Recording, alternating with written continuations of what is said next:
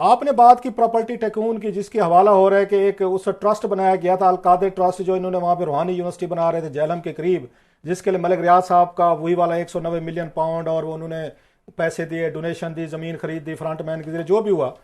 एक तरफ मलिक रियाज साहब पे भी दबाव है, ये खबर हम पहले भी दे चुके हैं, लेकिन आपके क्योंकि सोर्सेज है नैब के अंदर, कि नैब चाहता था, इन्होंने दो बड़े टॉप के लोग भेजे भी थे वहां पे दुबई में कि जाए मलिक रियाज साहब को राजी करें कि आप अलकादर ट्रस्ट में वादा माफ गवाह बने, और ये सारी चीज़ें बताएं कि खान साहब को और बुशरा साहब को आपने कैसे इनको पैसे दिए, कैसे अरेंजमेंट्स हुए, 190 मिलियन पाउंड की एडजस्टमेंट हुई, यू कैसे आए, कैसे कादर ट्रस्ट हुआ, सब सारा कुछ।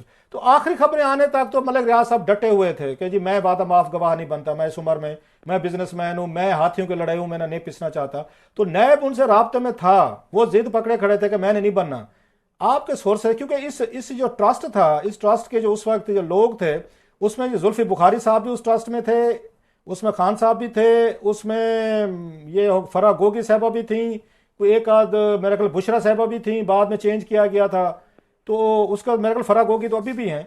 इसकी क्या खबरें हैं कि मलिक रियाज साहब को जो वादा माफ गवाह बनाने की बात हुई थी वो कहां तक पहुंची? आपके नैब में अच्छे सोर्सेज हैं और मुझे पता है ये बड़े हाईएस्ट लेवल पे चीजें डील हो रही हैं। मलिक साहब डटे हुए थे, मेरी आखिरी खबरें तो ये थी। आपके लेटेस्ट खबरें क्या हैं?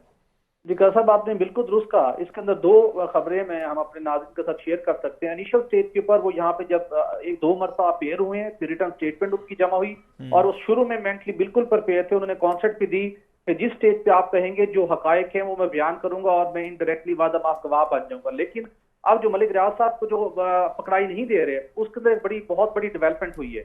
वो बड़ी डेवलपमेंट ये हुई है, मलिक रियाज साहब इस केस के अंदर वादा माफ गवाह बनने के साथ एक और बड़ी डील मांग रहे हैं। हम्म। उस डील की तफसीलात कुछ इस तरह से हैं कि मलिक रियाज इस केस के साथ साथ नैब ने एक और बड़ा केस इनिशिएट किया है, जो कि 1280 अरब रुपए के वाजबात की वसूली का मामला है। जो डीएचए शोधा वाला केस है, डीएचए शोधा जी वैली। जी एग्जैक्टली। और उस केस को बहुत बहुत मैक्सिमम लेवल पे ले जाया जा चुका है।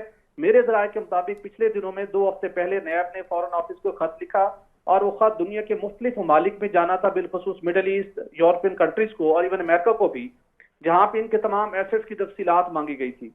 वो खत जब फॉरेन ऑफिस में लैंड किया, उसके अंदर एक नाम एक ऐसा था इदारे का जिसमें फॉरेन ऑफिस ने कहा कि इसकी इम्प्लीकेशन होंगी, आप ये रिवाइज लेटर भेजें। वो लेटर अब दोबारा वापस आया है नैब हेडक्वार्टर, और वो लेटर दोबारा जाने, अब मलिक रियाज साहब ये गालबन ये चाहते हैं, जराये का दावा ये है कि उस मामलात को कुछ बेहतर तरीके से सेटल किया जाए। वो इतनी बड़ी रकम अदा अच्छा, नहीं कर मेरी इतला सकते। ये भी है, थोड़ी सी रिपोर्टर वाली खबर, कि दो बड़े टॉप के इस्लामाबाद बेस्ड एंकर सहाफ़ी भी भेजे गए थे दुबई के, जय मलिक साहब को राजी करें। मलिक साहब डटे हुए थे, तो उन्होंने भी उनको समझाने की कोशिश की कि आप नायब के साथ मामला तय करें और इनके वादा माफ गवाह बने।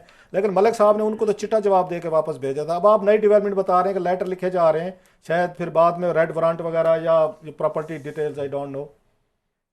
जी बिल्कुल, ये बड़ी एक डेवलपमेंट है। चूंकि वो किसी के साथ भी उन्होंने किसी के जरिए से कुछ जब कंफर्ट जोन नहीं दिया, तो अल्टीमेटली ये प्रोसीडिंग इनिशिएट हुई कि इनसे रिकवरी करनी और इनके दुनिया भर के मुख्तलिफ ममालिक के अंदर जितनी इनके एसेट्स है उसकी डिटेल हासिल की जाए, और एक उसका एक प्रॉपर एक लीगल सिस्टम मौजूद है।